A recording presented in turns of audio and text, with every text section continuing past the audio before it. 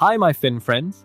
Today, we have an exciting new video that tackles a huge headache, and that is taxes. I know, most of us have absolutely no idea where to start. Some tax terms sound like a new language, right? Ever heard your friend casually talk taxes and thought, "Yaar, I seriously have no clue what's going on"?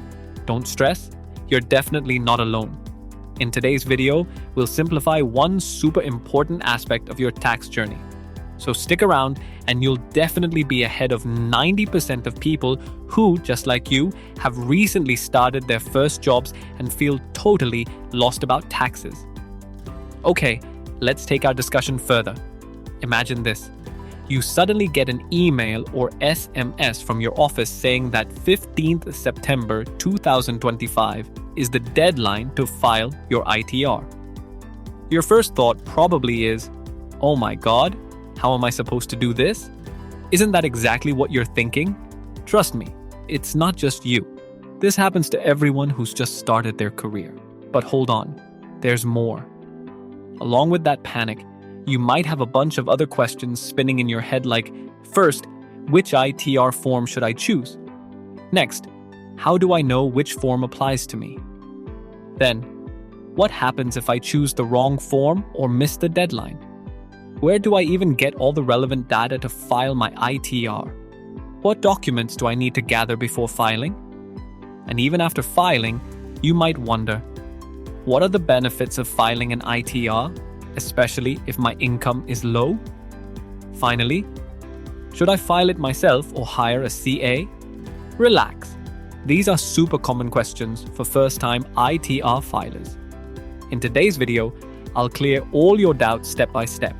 So stay tuned till the very end, because by the time we're done, you'll be a pro at understanding how to file your taxes. Now, let me break this down step by step. There are actually 7 different ITR forms. And yeah, it can get pretty confusing figuring out which one is right for you.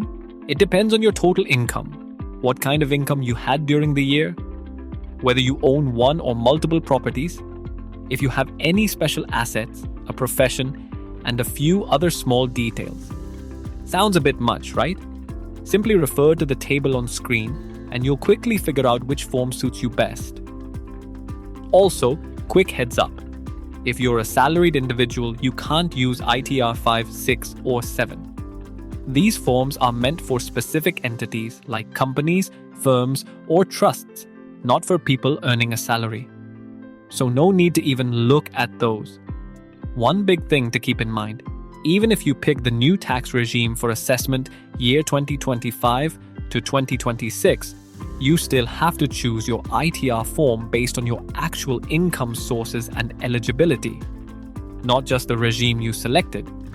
Basically, your ITR form depends on what you earned and did during the year, not just the tax system you're using. For most people, you'll probably be picking from ITR 1, 2, 3, or 4. Here's how it breaks down. If you earn only a salary and your total income is up to 50 lakh rupees, just pick ITR 1.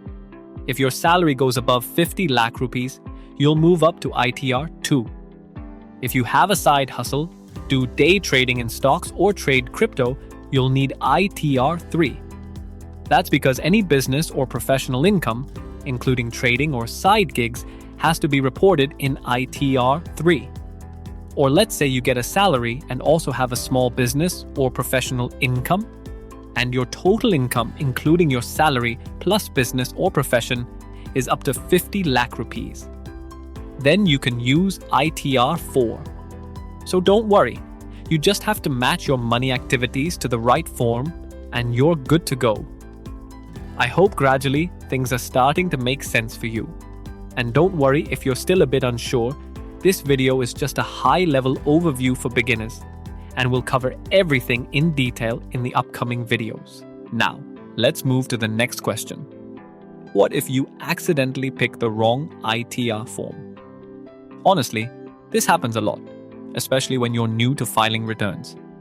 If you do file the wrong form, the tax department will flag your return as defective and send you a notice. You'll get 15 days to correct your mistake by filing the right form. If you don't fix it in time, your return might be treated as invalid, and you could miss out on your refund or even face penalties. But there's no need to stress. Just correct it quickly and you'll be back on track. It's true that sometimes people miss the ITR filing deadline. If this happens to you, don't stress. You can still file your return later as a belated return, but you'll need to pay a penalty and possibly some interest. That's why it's smart to file early as soon as you know the deadline, instead of waiting until the last day. Filing early gives you extra time to review and verify everything. So if there's any mistake, you can fix it without rushing or paying extra fees. So be a little proactive and aim to submit your ITR before the deadline for a smoother, stress-free experience. Let's move to the next important question. Where do you get all the data you need to file your ITR? Just follow this checklist on screen. Head to each specific section, like your employer, bank, broker, or mutual fund portal, and download everything relevant so you have it all handy in one place. Here's a helpful tip. Keep all these important documents together, maybe as email attachments to yourself, so you won't misplace them. This comes in super handy because the income tax department can sometimes send a notice asking you to submit documents for the financial year you're filing for, either to clear up doubts or as part of random verification. If everything's stored safely, you can easily find and share whatever's needed without stress.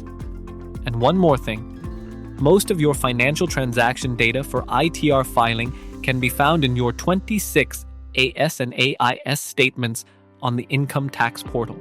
So, always download and check those first. They cover the majority of what's reported for you. Drop a comment if you want a separate video breaking down 26 AIS and AIS statements.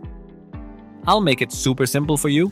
You might be wondering, oh no, can I really do all this by myself? The truth is, yes, you absolutely can. If your income is mainly salary along with your personal investments, filing your ITR is actually quite straightforward, and the online portal guides you through each step. But if your finances are a bit more complicated or you're not feeling confident, hiring a chartered accountant is a smart option. It might cost a few thousand rupees, but that's a small investment for peace of mind and ensuring everything's filed correctly. Ultimately, it's your decision. File yourself if you feel comfortable, or let a professional handle it for a stress-free experience. So after going through the effort to file your ITR, you might wonder, why even bother? What's the real benefit? Well, filing your ITR, even with a low income, brings some big advantages. It makes it much easier to apply for loans or visas, since banks and government offices often want to see your ITR as proof of income. You can also get refunds if too much tax was taken from your earnings. Plus, it builds your financial track record with the government, which helps down the road if you ever need credit or want to start a business. Most importantly, staying updated with your tax filings keeps you compliant and saves you from any unnecessary trouble with the tax department later on. Alright, I hope this video answered all your questions. I've also attached a file in the video description where I've simplified answers to the most common ITR-related doubts. Feel free to download it and keep it handy. It'll make your filing process even smoother. That's it for today. I'll see you in the next video with more valuable tips to make your financial journey easier. If you found this video helpful, please support us by subscribing, liking, sharing, and commenting below. And if there's any finance topic you'd like a video on, just drop it in the comments. I'll make sure to cover it for you. Thanks again for your time. Don't forget to file your taxes on time. This is my FinFriend signing off. Have an amazing day.